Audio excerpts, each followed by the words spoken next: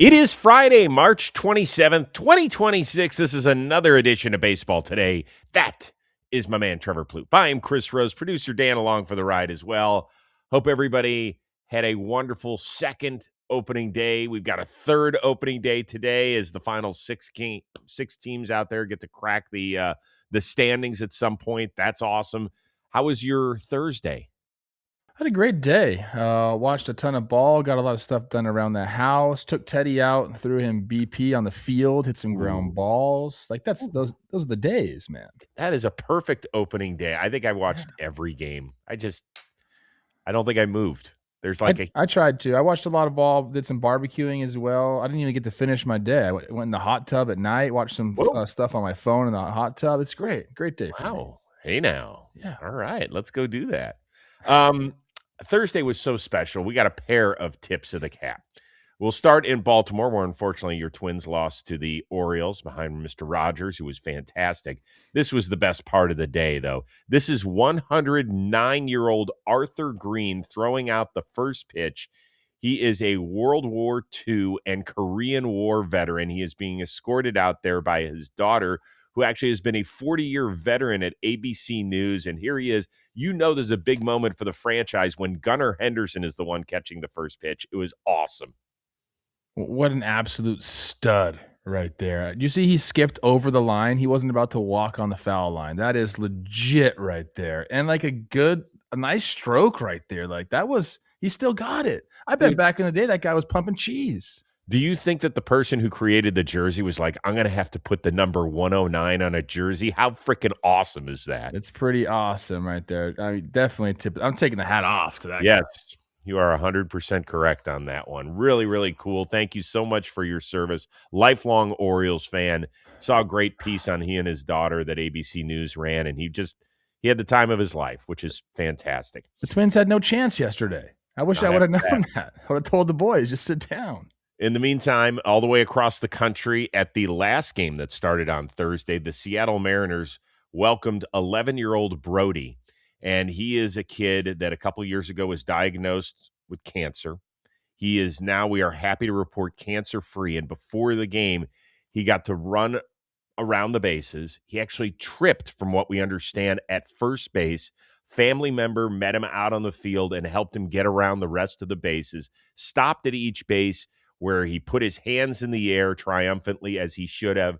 The crowd roared, and then when he got to home plate, Josh Naylor was there, George Kirby was there, Miller was there.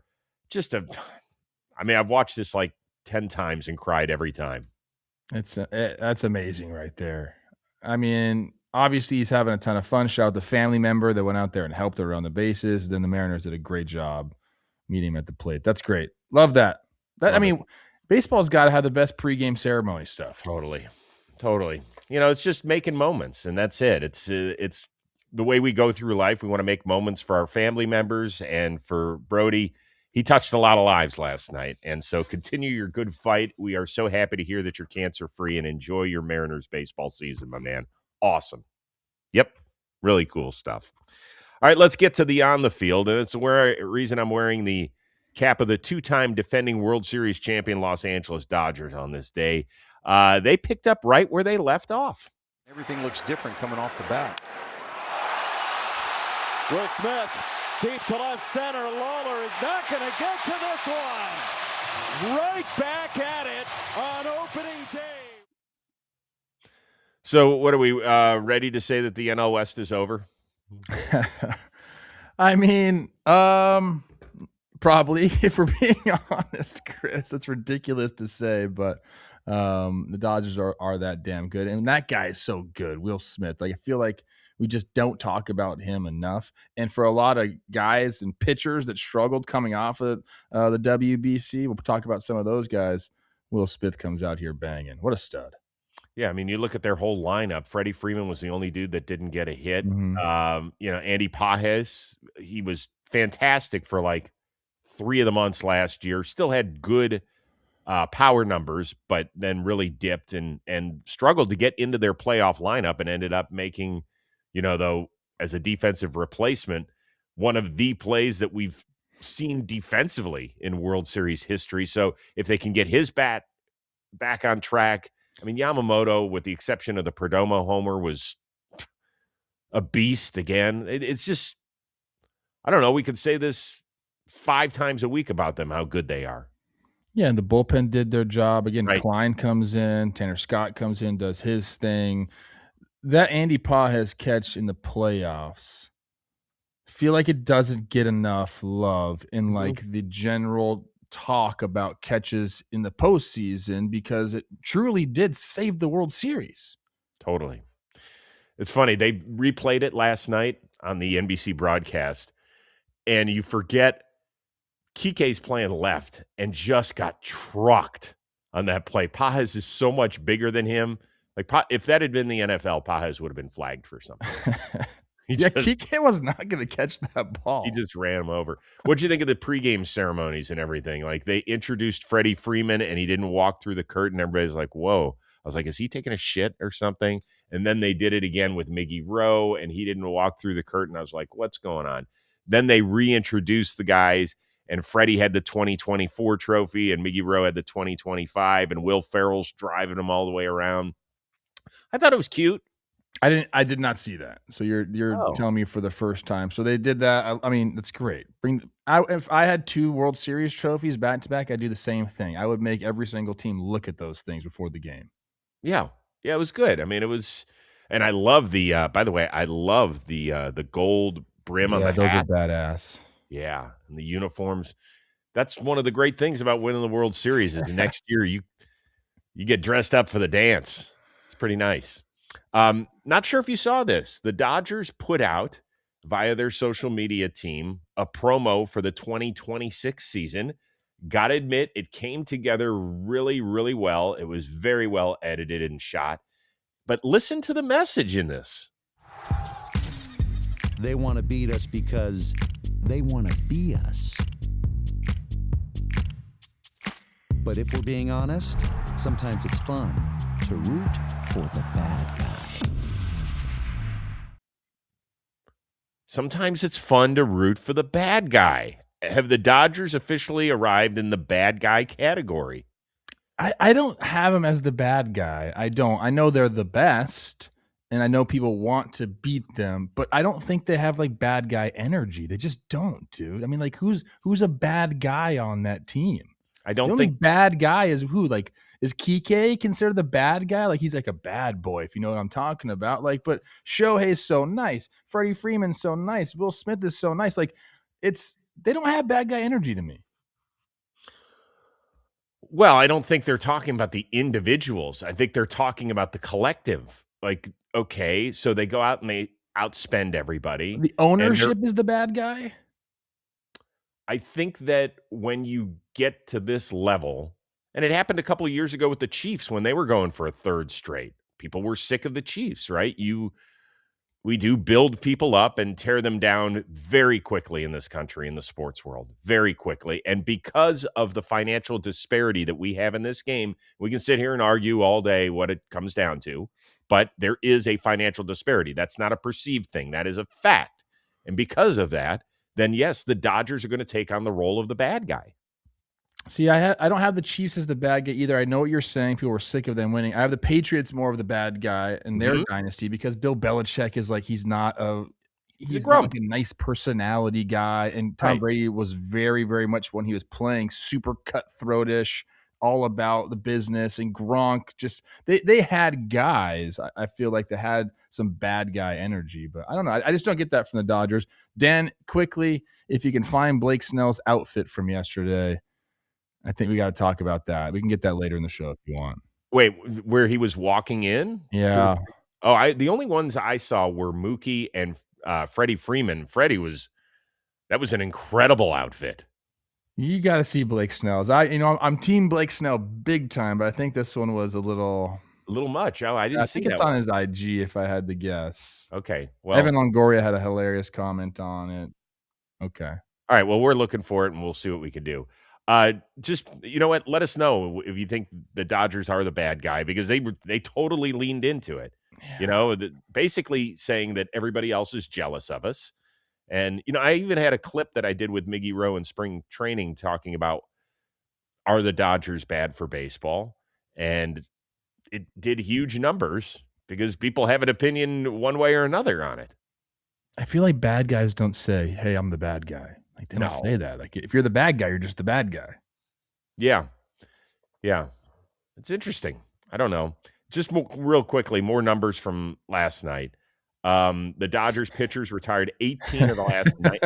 You got to get Oh the my whole picture though, because the pants are just something else. Holy smokes. We're showing Blake Snell. He looks like the kid that's showing up to 8th grade at the beginning of, like, it's the beginning of the year, and he just took the pants out of a package. Holy pleat me. It's a little bit like it doesn't fit him right. Like I know the baggy movement is here. I mean, I partake in it to a certain extent as well. That's a little much for my guy Blake Snell. Wow. With the tucked in shirt, the rolled up sleeves. I got to go to Dodger Stadium to interview Nolan Arenado today. Maybe I'll show up looking just like that. That would be so good. Dressed as my Blake Snell outfit. Oh, that's great. Really good. All right, guys, I want to tell you a little bit about the wave. The sunset on the horizon, that island in the middle. It sounds like a day at the beach, or for us, a day at the ballpark. Opening day, we just had it. La Playa awaits. Get away, get ready for that first pitch. Take the day off. Hopefully you made opening day a vacation with the Corona pregame show. It was awesome on our John Boy Media live stream. It happened on Thursday. If you didn't get a chance to see it, you can go check it out, right? Just check out our YouTube channels. We want you to warm up for the season with the taste of La Playa. Some of the best players in the game diving head first. We got to find out about Jazz and what he was up to in the offseason, and PCA with that new rich old extension he just got. He was talking to us. So hear from those players. They shared their predictions, their rituals, who they thought was ready to make waves this season. Hey, baseball's officially back. We wanted you to kick off the day with the Corona pregame show. Happened on Thursday. If you weren't there along for the ride, it's okay. It's always there for your consumption on demand. All we want to tell you is let the vacation vibes roll all day long. Corona, this is our playa. All right. Paul Skenes would love a redo.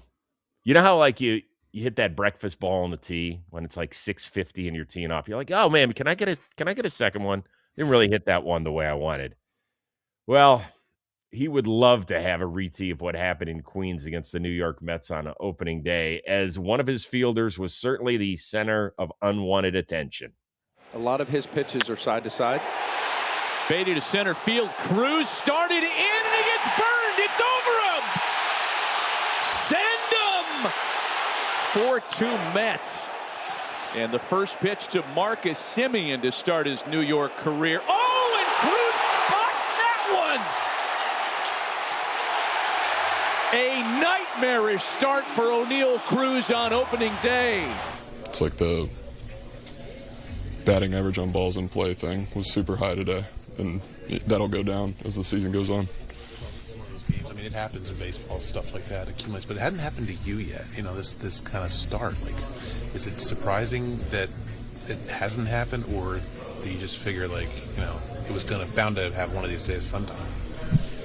Yeah, it's nice to get out of the way. He's got to keep working. That ball straight at him, came in, got a bad read, and he's been working hard out there. He just needs to continue to get better. And then the one in the sun, just lost it in the sun. What about shades versus no shades? Yeah, we need to make sure that we're prepared right there. I'll translate for Don Kelly. Why the fuck wasn't my center fielder wearing sunglasses? Yeah. I mean, what are we doing, dude? Yeah, I mean, not a great day for O'Neill Cruz out there. I mean, that can be a tough ball. People say that all the time about when you're in the outfield, balls hit straight at you on a line. Those are the most difficult balls to read. But, dude, you're a big league center fielder. You got to make the play. And then this one, yeah, like if you don't have shades on and you miss that, it's a very bad look. At least they weren't on his head, on like his hat. That's a good thing. Seen that? We've seen that before. It was like back-to-back plays too. Just everything kind of compounded right there. You had Skenes on the mound, so it becomes even a bigger story. It was a bad look for O'Neill, and he's gonna have to wear that one. Hopefully, Chris, in times like this, instead of digging a hole and crawling in it, which is like, what you want to do. Hopefully it kind of wakes him up and he's out there, doing the best he can, continuing to work because they need him out there. Oh, yeah. No, they need him out there, and they need him to continue to grow. Like, if Yes. this franchise is really ultimately going to get back, we asked the question on yesterday's show, what would be a successful season for them? And I said playing meaningful games where they're still very much alive in playoff contention the last 2 weeks of the year. They're not going to get to where they want to get to if O'Neal Cruz doesn't continue to develop. I mean, yes, they got 2 homers from Brandon Lau. They got 1 from Ryan O'Hearn. So 2 of their big offseason pickups via trade and free agency certainly contributed. They score. You would have figured, holy smokes, if you had said they were going to score 7 runs with Skenes on the mound, you were like, chalk it up. We're 1-0. Yeah, agreed. I'm happy that Brandon Lau came in there and did that for them. That's got to feel good, like you mentioned, big time offseason acquisition coming through for you. But when Skenes doesn't get out of the first inning, that's not going to happen very often. No, and it feels like such a waste. I mean, you don't have to go. Let's assume he makes 30 starts this year. You don't have to go 30-0 when Paul Skenes starts, but you sure as shit got to go like 22-8.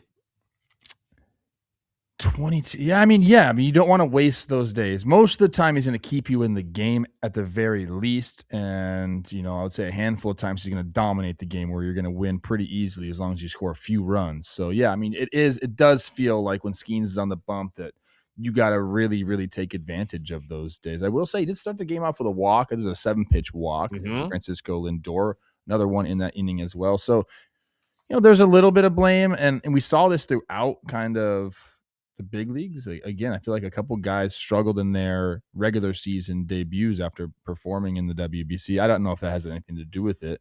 Maybe like they had the adrenaline dump already. They weren't as amped up for opening day. This one, obviously, heavily impacted by our guy O'Neal Cruz out there. Yeah, I mean, you heard Skenes during the interview. That's pretty funny. Batting average of ball in play, that number is going to go down. But, yeah, he was not to blame. The other walk that inning was a 10-pitch at bat by Luis Robert, of all people, who is not known for having a keen eye. In fact, he's never had more than 40 walks in a single season.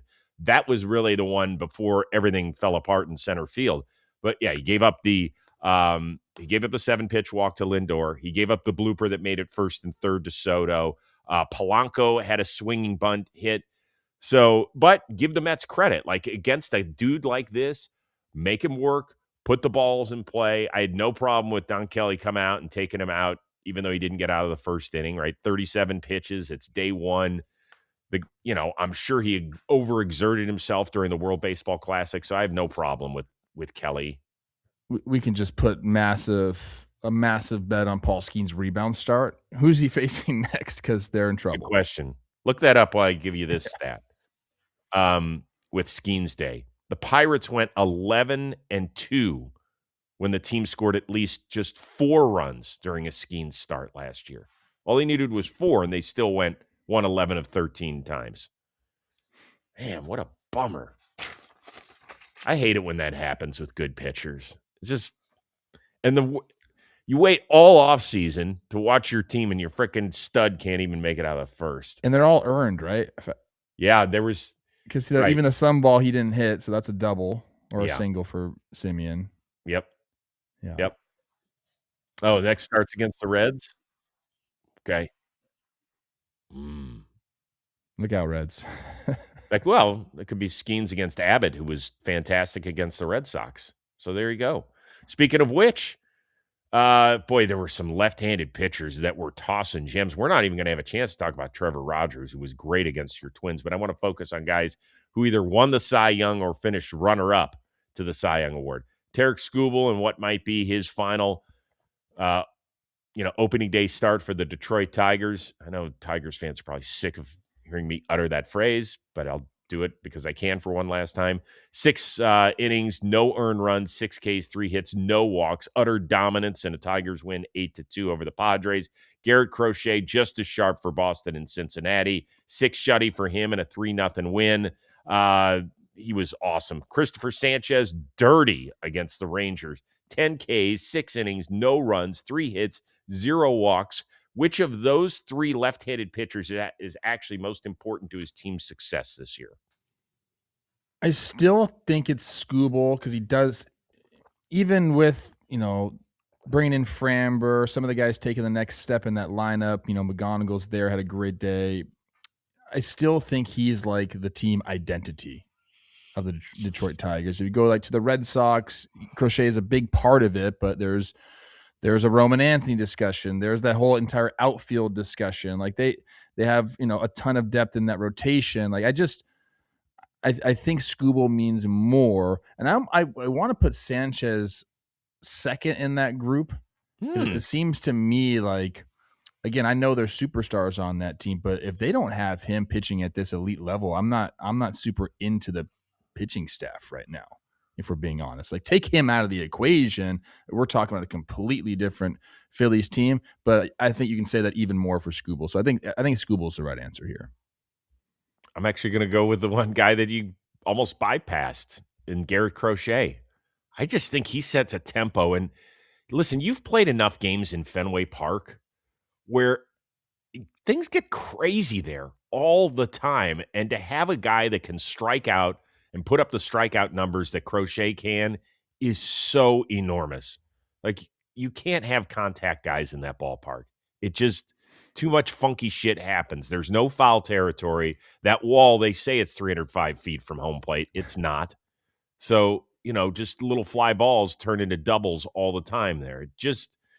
You need a dude that can just mow everybody down. And I think it's so important for him to be a tone setter. I love what they've done with the rotation in the offseason, essentially adding 60% new stuff. And even early, if you want to throw him in there as a new guy, even though we saw him toward the end of last year. So it's, I'm a big fan of his, plus the way he looks. Something about massive left-handers that are bald and look like they should be doing time in a federal prison. I want that guy pitching on my team. Isn't that Christopher Sanchez and him? They're both massive left-handers. I don't know about like the prison thing. That's a weird thing to say about somebody. No. Sanchez seems to have like a more delightful feel to him. Well, did you see what Garrett Crochet screamed after he struck somebody out yesterday? He's crazy. Yeah, he's a nightmare out there. Yes. He doesn't look like somebody that should have been in the movie Con Air back in the day. Love that movie, by the way. But in this question, there's no wrong or right answer to this question. These guys are all very valuable to their team. Of course they are, but it's, it's usable. I you know what? While we're here, I didn't watch much of the Orioles and Twins. It was on my Octo box that I was watching. Of course, What? What do you want to know about the game? How great Rogers was. He looked great. There were some opportunity. I mean, the Twins put traffic. They were 1 for 12 with runners in scoring position. Okay. I think there was a lot of that going on. Okay. You see Byron Buxton on a triple on a ball down the left field line. That's badass. Oh, that's great. Didn't take a funky hop off of the wall out there? Not really. Just took a carom off of the wall. Like it was just, he just saw who was in left field for them yesterday. Well, because Kowser's in center. I forget who was in left field. Just kind of played it. Was it Ward, maybe? Just kind of played it like gingerly. That didn't really rush. Yeah, it was Buxton just took the base right in front of him. Yeah, it was. That's who it was. Now you know. Now you know. All right, good. Let us know what was your favorite thing that you saw on opening day. There's a ton of baseball to watch. Tried to keep my eyes on virtually everything. Couldn't see it all, but definitely tried our best. But it was just good to have the whole day back. I swear, the ass imprint on my couch because of yesterday, like we got a fairly new couch. It's a few months old. It's big, very comfortable couch. Okay, yeah, it's a massive house. Gotta have a big couch. Okay, the couch is really nice. And at the end of the day, I have to fluff up the pillows. You fluff it? I have to. Don't go dirty. You've gone to just a real seedy direction lately. I don't even know what you're talking about on this show. You karate chop it? No, because I don't know. I don't want to beat up the pillows. What's Michelle do all day when you're watching ball? Oh, she gets the hell out of Dodge. She's gone. She goes shopping. No, she doesn't go shopping. She's got plenty of other stuff going on in her life. She was with her friend Lisa yesterday for most of the day. They had a couple things they had to do. So that was good. I'm not like saying that shopping's a bad thing. I'm saying that, Big Daddy Rose throws the credit card and says, honey, take care of yourself. Oh my No? God. Come on now. What are we doing? What are we doing? We're not having this discussion. We are not having this discussion. We'll have this one with baseball back. That means every single day there's a brand new storyline. There's a new breakout. There's a new debate to be had. And if we're going to talk about the biggest issues in the game, you've got to be watching them unfold. And that's where T-Mobile lends a helping hand.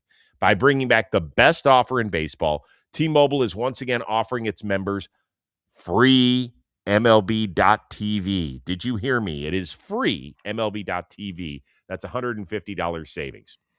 So whether it's a late night West Coast matchup, a midweek divisional matchup, a standout performance we're breaking down the next morning here on Baseball Today, having access to every game matters. With MLB.TV, you can stream your favorite team all season long without missing a pitch, just like us. And there's actually still time to switch right as the season is starting if you're not already a T-Mobile member. You can redeem the offer available now through March 30th, so just a couple days to go. You can do that at T-Mobile.com/MLB.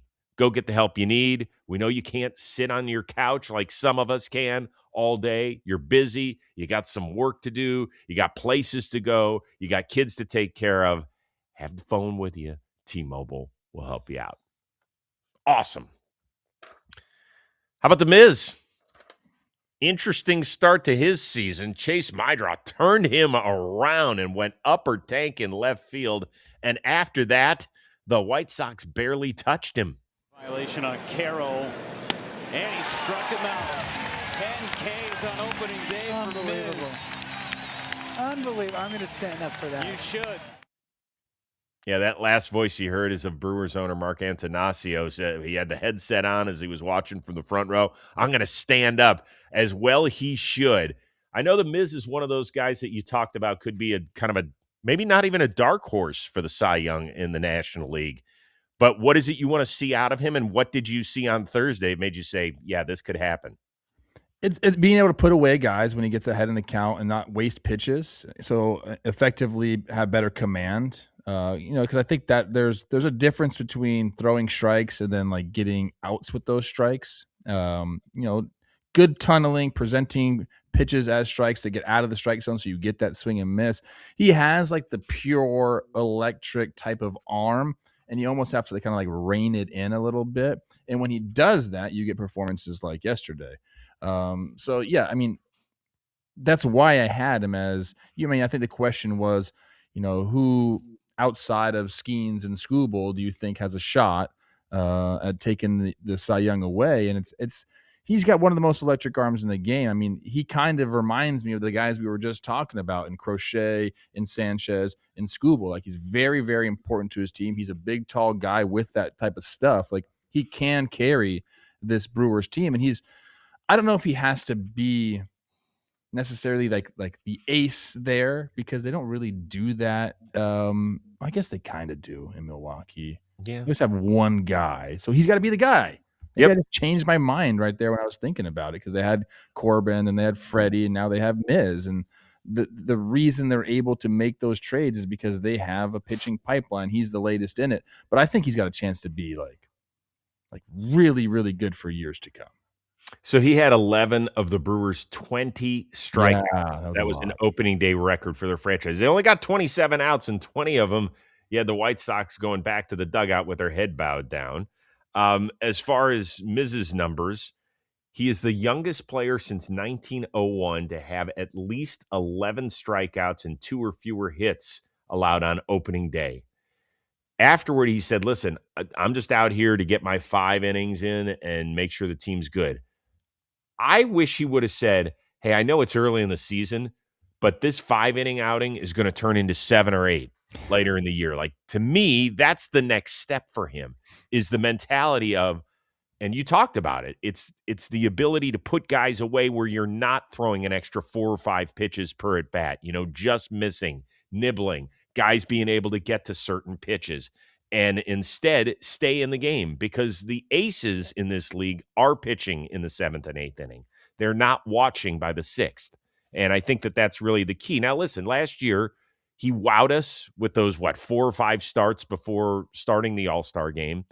He ended up making 14 regular season starts. He made it to the 7th one time. He made it to the 6th only 2 other times. So for me, that's the natural progression. And I don't know if it fully develops here in really his first full season in the bigs, but that's what I want to see out of him. Agreed. I mean, the guys that go deep into games are the guys that learn how to elicit soft early contact, or when they get ahead, put guys away right away. Avoid the 6 pitch at bats, the 7 pitch at bats, and kind of have a decision within the first 5 pitches. Well, unfortunately for the Brewers, listen, the great news is they won their season opener 14-2, and Miz threw the ball that way. The bad news is Jackson Chourio just went on the injured list prior to the game. He's out 2 to 4 weeks with a small fracture in his hand. He actually got that right before the World Baseball Classic, ended up playing for Venezuela in the World Baseball Classic, came back, played a few games for the Brewers. His hand still wasn't right, and they said, hey, let's put you on the shelf.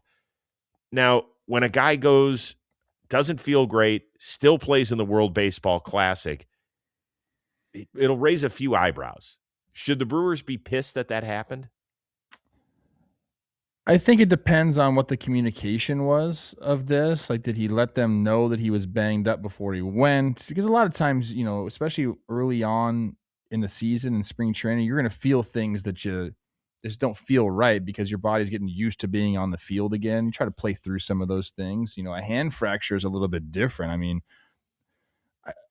I got to imagine it I don't know, like, if it was really bothering him and he just took some, medication to kind of soothe the pain, because that's kind of not what you want to do. I understand he probably really, really wanted to play in the WBC, and if it wasn't bothering him that much, then you just play through it. And it got worse, I guess. I mean, that's had to be the case. Mm-hmm. But it got worse.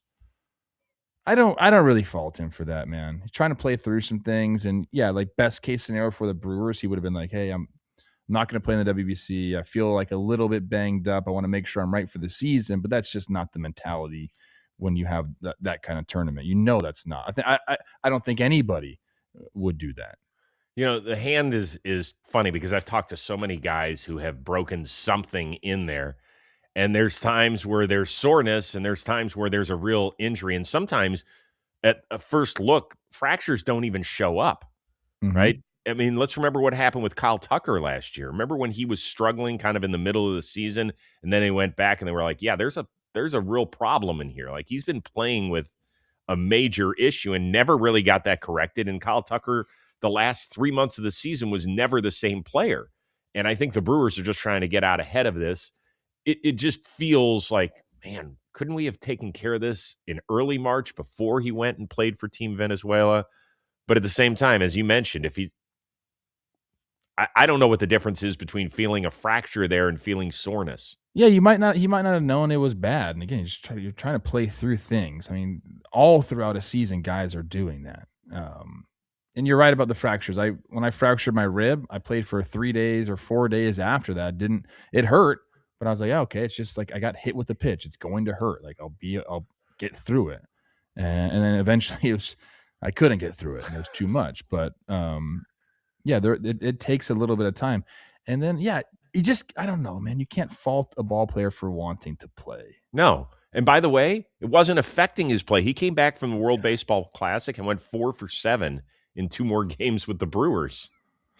Spring training. I mean, it could have been something that was more of a nagging type situation, and then one swing or just an extra day of use could turn into something where, yeah, it's not bearable anymore. Yeah. Well, let's wish him well. Hopefully we see him certainly before the end of April. They say 2 to 4 weeks. So let's get it closer to the 2 instead of the 4. They didn't need him yesterday. They did not. They're going to, though. All right, it's time right now to preview tonight's games. It's presented by Friday Night Baseball on Apple TV. They've got a pair of games, one that starts a little bit after 8 o'clock Eastern. The Angels, they won the season opener against the Astros, and look who's trying to return to form. There goes, out to left, away back, and long gone. Opening day blast for Mike Trout. That's right. Mike Trout, a home run. He walked 3 times. He stole a base. He was playing center field. He said it was great he said, I feel like the old Mike Trout. How confident are you that maybe if he can't get back to the 3-time MVP form, can he get back to the point where we're talking about Trout maybe being an all-star or something like that? I'm never going to doubt a guy with Mike Trout's talent, man. That swing is so, so beautiful. And the sound, you talk about ball sounding different off a guy's bats. That's one guy. It sounds completely different. Yeah, I'm confident in him. If he has to be healthy. His body has to feel good because he has all the tools in the world still. I mean, I just said that swing is beautiful. Like he has it all, man. That was really cool to see. And then did you see we had a live stream, everyone reacted to that. We put it out on our socials and he responded to it. That's great. Good. Well, I'll see him out at Angels Ballpark next week. You know me. I've been a huge Trout fan. I also have wondered whether or not it feels like it's over. And I actually I went to Dodger Stadium for the Angels-Dodgers exhibition on Monday. And so I talked to somebody who watches them every day. He said that Mike Trout's like the 5th best player in their everyday lineup. I said, come on, man. I know he's not what he was, but is he falling that far? It's not like, let's not mistaken the Angels for the Dodgers lineup, right? Like it's Who still said kind of that? I'm not going to tell you who said it, but it's somebody who watches them every day. Okay. 5th best? And I was like, come on. He hasn't fallen that far. He said he just looks old. And I said, come on. Now, I will say this. He was never like a 50 steals guy.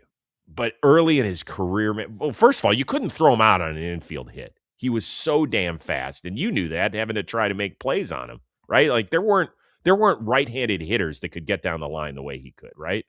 Yeah, and the way he ran too, he looked fast. Some of these guys don't look fast because it's like so smooth. I don't know, like everything he does, like it's like a bullet. And I know that there's a difference between being fast and being a good base runner. You can be a good base runner without being. But my point is that he's got to utilize his legs if he has any juice left. He stole 2 bases last year. He hasn't stolen double-digit bags since 2019, and it's never been easier to steal bags because of the new rules. So, particularly with that offense, go try and manufacture something. I'd love to see that get back into Trout's game. I would love to see it, but if you're asking me, would I rather him steal bases or feel good like at the plate and when he has some defense? Like those are 2 different things. I mean, it's weird though because the Twins try to do this with Byron Buxton, where they're like, "Don't run," like you got to save your body. And I think sometimes that puts you in a mentality where you're always in save my body mode. And then so your body acts a little bit differently. You're trying to pump the brakes too much and you lose some of that like explosiveness. Last year they let Byron just say, they said, just do what you got to do, man. And it's the best he's looked in a long time. So maybe you're right. Maybe, hey, Mike, go steal some bags and just feel like the kid again. Yeah. Well, what are we waiting for? I mean, I'm sorry. What are we trying to save him for the playoff run? Just go be whatever you are. Be the best you can be for as long as you can be. But let's play full throttle. And the fact he walked 3 times yesterday to me was huge. One other interesting thing to keep your eye on: the Yordan Alvarez foul ball. Yeah, that's crazy, dude. Why is that not a home run? I don't know. They said it's never happened before. They don't know. That's what the broadcast says, that we've never seen that happen before. Yeah, but every ballpark has special ground rules. So it's going to be different than the one at the Trop. But, I mean, that thing was going to go 30 feet past the fence. I don't know if every park does. Like, do the Mariners, when they put the roof on, like, has anybody ever hit that roof? Like, I feel like they just thought it was out of play. Like, the Trop is way different because it's like a ring right in the middle that's low. Like, this is like legit the roof. That was crazy, dude. And yes, it would have been a home run. And Yordan's got to be like, what the heck, dude? Yeah, they ended up getting blanked. Shut out at home on opening day by Soriano and the Halos. That is a crazy, crazy shot, dude. The Texans are going to hire him. Video here, but yeah, if you get a chance, go check the highlight out on your phone, your computer, whatever. You can really zoom in. Yeah, that's crazy. Texans are going to hire him as a punter. I do believe. All right, so that's the early game. The late game is going to be my Guardians, my plucky little Guardians, who come off a 6-4 win in Seattle. Chase DeLauder, first regular season at bat, he goes deep against Logan Gilbert. And later in the game, he goes deep again. So multiple homers in his first ever regular season game. Now you're like, well, hold on. DeLauder played last October. I get it. I saw him drop a ball in center field, and then I saw him get a base hit. He is one of a very small group of people that got a playoff hit before he got a regular season hit. And what did I tell you the other day about him?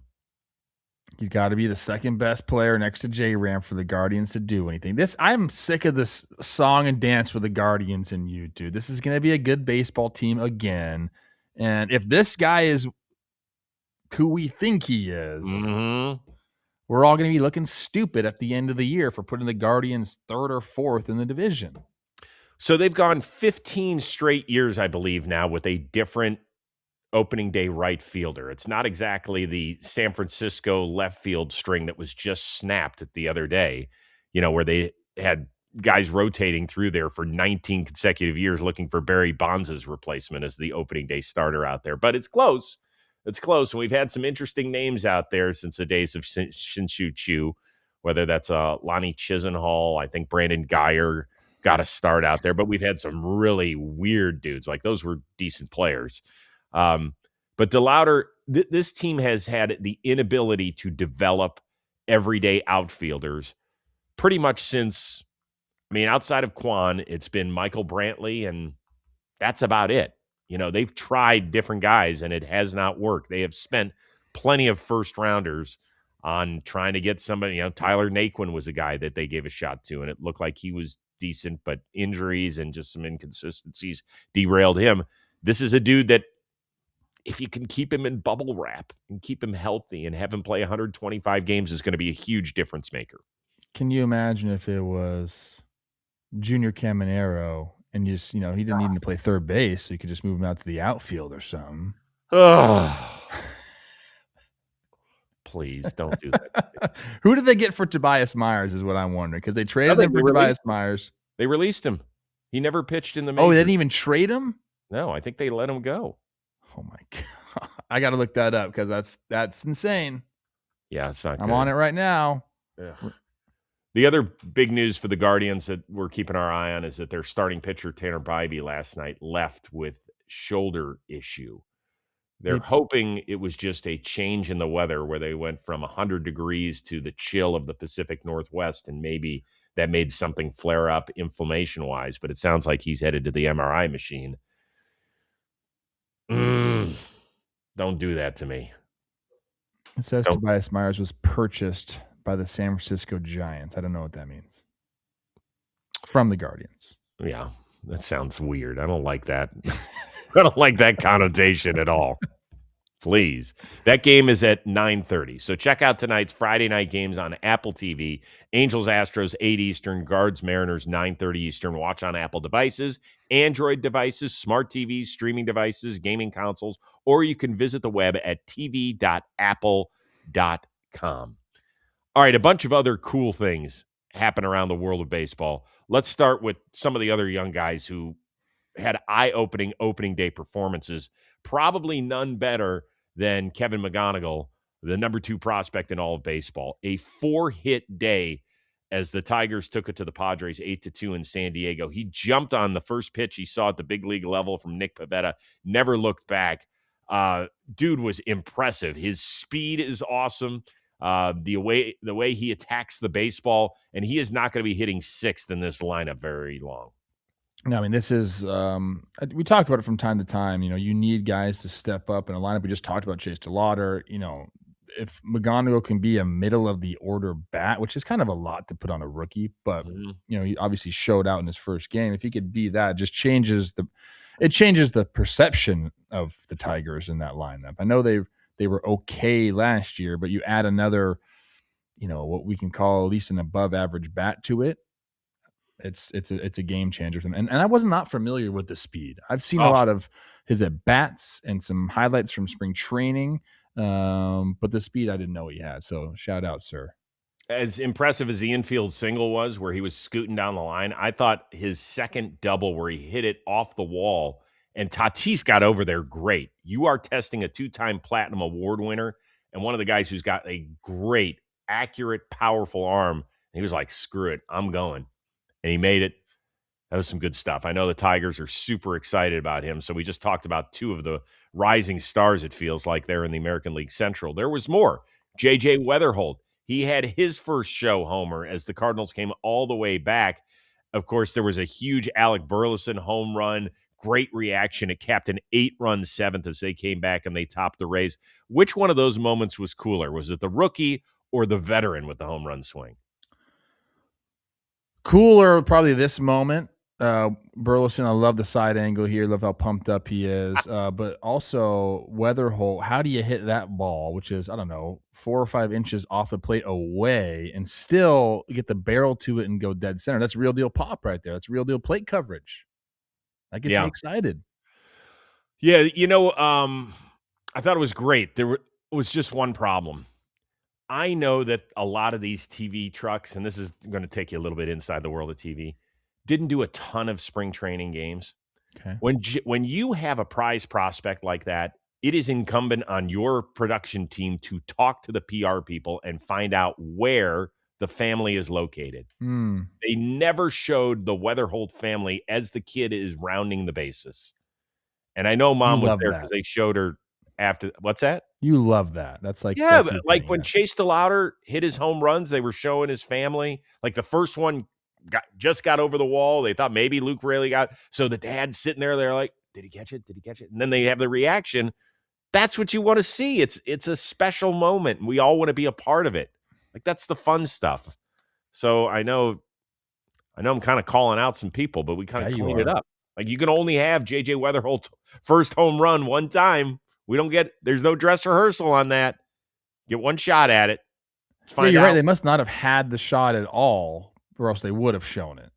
Because I was thinking maybe today they'll go back and put it out there on socials, but they would have shown it if they had. Yeah, I never saw it. Now I'm going to take everything back, and I will apologize if they had the shot, but I was watching it at the time, and I never saw it. So where is it? Where's the shot of the I'll hand up. I didn't watch that game. It's okay. Nothing wrong with that. Carson Benj, another top prospect in baseball. What a Mets debut. He had the home run. He had a stolen base. He's the 7th player to hit a home run in his Mets debut, but only Kaz Matsui also did it during a debut on opening day. Like, how important is his performance to the lineup? It just lengthens it. This is a team that has very lofty aspirations. And we talk about teams that, the ones that can have a good 162 and then go far in the playoffs, the teams that have that length in the lineup. So obviously he provides that for them. That's a great swing right there. Yeah, it was great. And I also loved seeing him hang out with his family on the field afterward. Somebody had a dog. So Carson Benj's family won me over. The dog was, look at this. What's going on with that? What? You can just bring dogs to the field? I thought it had to be like bark in the park night. I don't know. Maybe it's a service dog. Okay. I mean, I don't know. I'm down for dogs. I'm in. Golden Retrievers are the cutest looking dogs there are. A service dog. Oh, maybe it is a service dog. It's got kind of something on it. I mean, what's he serving right now? That guy. Usually service dogs are like buttoned up. This dog is having the time of his life. If you're audio only, this dog is going nuts on its back. Benj is rubbing its belly. Oh, look that might be one of those time of its life. Service dogs. Come on, man. If you can't enjoy, screw you. If you can't enjoy that clip, right I'm enjoying it. What are you talking about? You're the only dog owner that's also a dog hater. I don't hate dogs. First of all, I love dogs. Okay, dogs love me. I grew up as a pool man, and you had to freaking get along with dogs, dude. I don't know if you know that, but my past is riddled with dogs who I had to befriend, or else they bark at you or bite you. Okay, if you know, you know. My favorite part of the day is at the end of the day, our dog Sydney is 14 years old, so she can't climb stairs anymore. I have to carry her up. Josh carries her up usually, and then I carry her down to start the day. And we talk, and I rub her, and I say, "You ready to have a great day, Poochie?"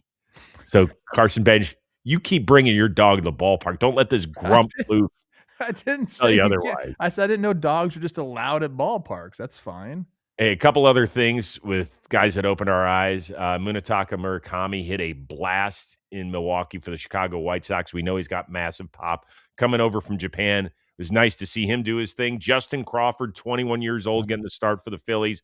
A couple of knocks. We saw he had 40 family members and friends at the game, including Pops, who laced it up and was a pretty good player in the show as well. So great day all around for all the young guys making an impression. Fun. Do you think we're still going to be doing this show if Teddy makes it? I know you're not. Let's just call it 12 years. Yeah. Yeah, we'll still be doing it. I mean, I'd what love are you gonna do? I'll be long gone. I don't think they'll You're have gonna time. be dead in 12 years? Don't say that because that's possible. What the heck? Please don't put that out there. You're not gonna be. Don't put that out there. You have such a youthful soul, Chris. Whew, is that what you it and is? I both do. Two other quick things before we get out of here. Nico Horner, reportedly a 6-year extension for 9 figures. So Cubs have been busy as of late. Does it kind of shock you that they were able to lasso Horner in his walk year? I mean, it's a great place to live and to play, so it doesn't really shock me. What was the deal? Do we have the financials on it yet? No, we don't. Not as of the taping of this show. Yeah, so like that's that. I mean, ask me after we get the financials of it. Okay. You know, here's the interesting thing. The class of free agent second baseman next year, Jazz, Glaber, Arise, India, Lux, possibly Jeff McNeil if they don't pick up his $15 million plus option. So there's a lot of guys to be had. I think it's smart for Horner, who even though he's still in his 20s, he's at age 29 season, and really kind of added a little bit more pop to his offensive regiment here. Okay. I think it's good for both teams. And now the Cubs fans, we talk about, being able to buy the jerseys, keeping guys around. They've got their nucleus tied down for a while. I say this all the time, man. Like teams think you can't lock guys up. Oh, they're going to test free agency. They're going to do all this. Put it in front of them. Right. You know how hard it is to be like, oh, shoot, all I got to do is sign this paper and I got X amount guaranteed. I mean, people hate when I say this, but like, it's kind of the main reason you do what you do is to set yourself up financially, your family, everybody. I mean, it's like, if it's not the number one reason, it's damn close. Anybody who people hate to hear that, but it's the truth. There's any baseball fan or sports fan that doesn't believe that you should look out for the well-being of your family. I mean, come on. That should be the number one priority. You love the game. Yes, you can love like both. when you, I don't know. Those aren't mutually exclusive things. It's not like if you sign on the dotted line that you don't want to do well and play well for the team that is paying you. Of course you want to do well. I feel like it's gotten such a bad, like, I don't know, like it is a lot of money, but only a few guys get that. That's not fair. Okay. Last thing, did you see Roman Anthony almost rip off Sal Stewart's arm? Have you seen this? I did not see this. Danny. Oh, yeah, I did. I sent it to you. I sent it to you last night. Yeah, Dan sometimes I send him these real late nights. So sometimes when I send multiple emails to Dan, he thinks he just wants to see one email and then that's enough. But he's got 10 seconds. He's got it. I've never seen so many clips in our email. Yeah, well, sorry. It was opening day. I had a lot of stuff to try and get in here. Anyway, Anthony hit a bullet at Sal Stewart, who's playing first base. Oh, I did see this. And how he did not snap his wrist is beyond me. I thought you were talking about something different. I saw this. Yeah. I mean, it hit right off of his left arm, and he thought it was broken. So they went out and they checked him out. There's a lower angle in a different clip that I sent that showed it, but that's all right. I cannot believe it. You ever taken one of those shots? Yeah. Usually not on a top spinner like that. Usually it's the other way around, like a low line drive with backspin that you think's gonna skip but doesn't. I mean, I guess that's kind of what happened there too. Oh, he thought he was gonna have to pick that ball instead. It kind of stayed up on him. Oh, that's horrible. Thank God he was okay. He was actually one of the few Reds who did anything offensively. That dude's a stud too. And Roman Anthony, we talked about it, hardest hit ball rate in baseball last year once he came up, 60%. Woo! Back up. Any first baseman, back up. Play back. We're not holding the runner. Play just get right behind him. Short right field. All right, everybody enjoy your first baseball weekend. We have arrived safely. For all those teams that didn't play, they get going today. I know we got Royals, Braves, the Rockies, the Marlins, and there's 2 other teams that have yet to play. I'm going to find them because I want to give them a shout out. Hold on. And, A's and Blue Jays. Yes. Great. Let's do it up. Enjoy your weekend. We'll be back at it bright and early on Monday morning. For our one-of-a-kind producer, Dan Rourke, the uber-talented Trevor Plouffe, I am Chris Rose. We will see you Monday here on Baseball Today.